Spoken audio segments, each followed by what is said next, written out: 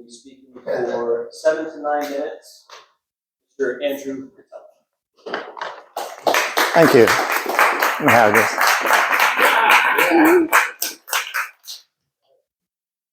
Good morning, fellow Toastmasters. Good morning. I'm here today to celebrate those stupid things we do. And by that I mean those embarrassing, awkward things that happen to us that are uncomfortable at the time, but later on they create these stories that are interesting, amusing, sometimes even hilarious. For instance, many years ago, in a galaxy far away, I took my girlfriend bowling.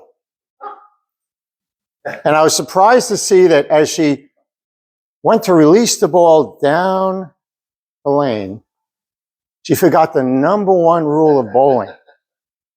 Let go of the ball. So as the ball went sliding down the lane, her body went sliding along with it. Now, to this day, she says it never happened. And I believe her. Now later, when the evening was drawing to a close, it was cold out in New York. So I went out to heat up the car. And as I'm sitting in the car, she comes running out, and as she crossed the headlights, her wraparound skirt unwrapped itself and dropped to the ground. Now, I thought this was an interesting image. When she got in the car, I said, maybe you want to go out and pick up your skirt? She went out, scooped it up, came back in, and laughed. But I got to tell you, I really enjoyed those images in my head life. And then we move on to my friend Nelson. Things always happen to my friend Nelson. One day he's driving. As he comes up to an intersection, the light turned yellow. So he started to speed up. But then he looked in his rearview mirror. There was a cop car behind him. He hit the brakes and he stopped in the middle of the intersection.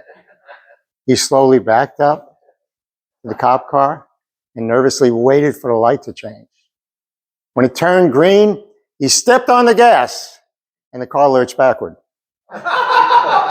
He forgot he had left it in reverse.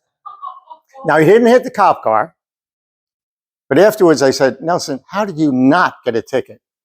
He said, tell you the truth, I looked in the rearview mirror. Those cops were laughing. They were falling all over themselves laughing. So sometimes I guess it works out. Now, it may surprise you to know that I myself have done some stupid things. It may not surprise you to know I have done some incredibly stupid things. Now, we don't have time for all of them today. But I think I'll start with the bridge. See, I pulled onto the Manhattan Bridge, and I was trying to go home to my beloved Brooklyn, and this car in front of me was so slow. Well, I pulled into the middle lane, I floored it, and I gave that driver my best Brooklyn sneer. He looked at me like I was nuts. So I looked ahead of me, and in the distance, I saw this little image. It was getting larger quickly. It was an oncoming car. How was I supposed to know that on certain days and times, the traffic in that lane all goes in the opposite direction? So I'm looking at that car. I went to turn into the lane to the right of me, and that slow car was still there. I looked at him, he looked at me, they looked at me like I was suicidal. I looked at them as if to convey, I'm just not that bright. Help! They slowed down, allowed me in, and I lived to tell the tale. And this brings me to the microwave incident. Now, I worked in Manhattan, often on the 50th floor, and you have to go down 50 floors and walk a few blocks to get a good sandwich, and it was very cold out. So I got this hot roast beef sandwich, but when I got back to the office, it was cold. So I walked into this little lunchroom we had, and I popped it in the microwave, and I pressed the button. I turned around to talk to my colleagues. I'm telling them this story, but they weren't paying attention.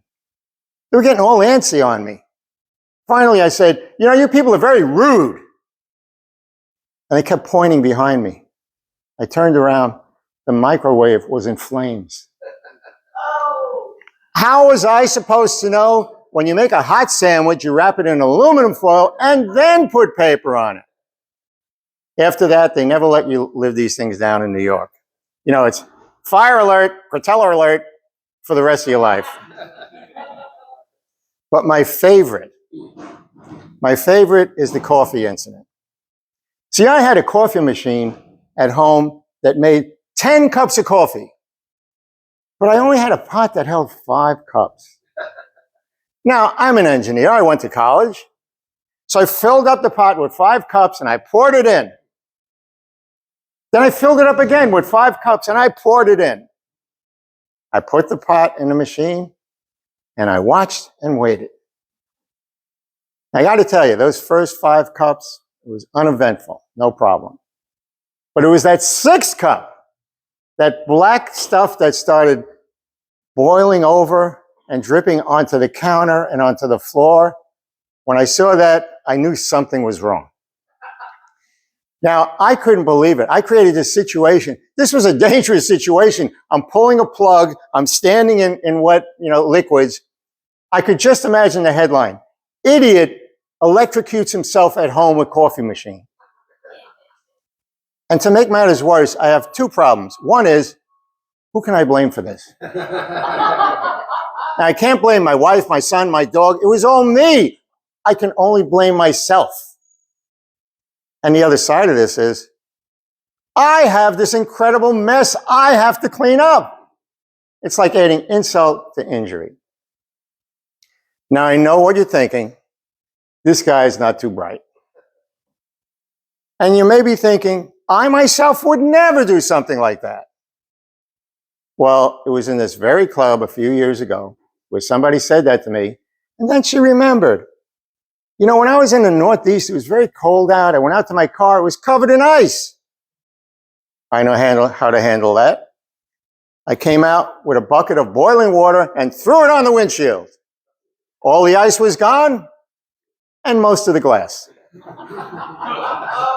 So I'm here to suggest to you that we all have these kinds of situations. Now, I was at a seminar many years ago when the seminar leader said, human beings are mistake-making machines. Now, I didn't get it at that time, but I got it now. I'm reminded of a situation. I was in my tennis class, and I was complaining about how stupid I am to my students.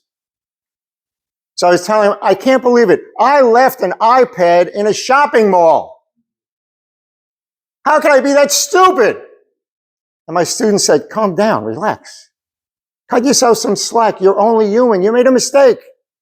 And I said, you don't understand. I don't get to make mistakes. I don't cut myself slack. And over time, I came to realize what a ridiculous standard to hold yourself to. Never make a mistake. So what I learned from my students today, and what I'd like to share with you in closing, is be kind to yourself, especially when something goes wrong. Be kind to yourself. After all, you're only human. We are all only human.